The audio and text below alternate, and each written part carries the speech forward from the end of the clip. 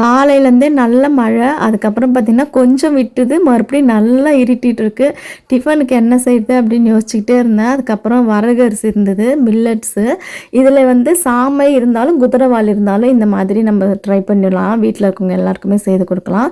நான் வந்து தேங்காய் எண்ணெய் சேர்த்துட்டு கடுகு, ஒரு கைப்பிடி அளவுக்கு கடலைப்பருப்பு, அதுக்கப்புறம் 3 பெரிய வெங்காயம், இஞ்சி கொஞ்சம் துருவி சேர்த்துக்கிட்டேன், கருவேப்பிலை, வரமிளகாய், உப்பு சேர்த்து 1 கப்பு வரகு அரிசினா 3 கப்பு தண்ணி சேர்க்கணும். ஏன்னா இது ரவை மாதிரி கிடையாது, நல்லா தண்ணி இழுக்கும். இதுவே உங்களுக்கு உப்புமா பிடிக்காது அப்படின்றவங்க இந்த அரிசி கூட பாசிப்பருப்பு சேர்த்து பொங்கலாக செய்து கொடுத்துருங்க, பொங்கலாக செய்து சாப்பிட்டுக்கோங்க. இந்த அரிசி வந்து நல்லா ஊற வச்சு ஒரு 4-5 தடவை கழுவிடணும். அதில் ஏன்னா அதில் அப்படியே தண்ணி வந்துக்கிட்டே இருக்கும் ஒரு மாதிரி, அதனால தான் நல்லா கழுவிட்டு அதுக்கப்புறம் நல்லா வேக விட்டு கிளறி இறக்கியாச்சு. கொத்தமல்லி தழை தூவியும் இறக்கிட வேண்டியதான். அப்படியே சாப்பிட்டாலும் நல்லாயிருக்கும், இல்லைன்னா சட்னி சாம்பார் கூடயும் சாப்பிட்லாம்.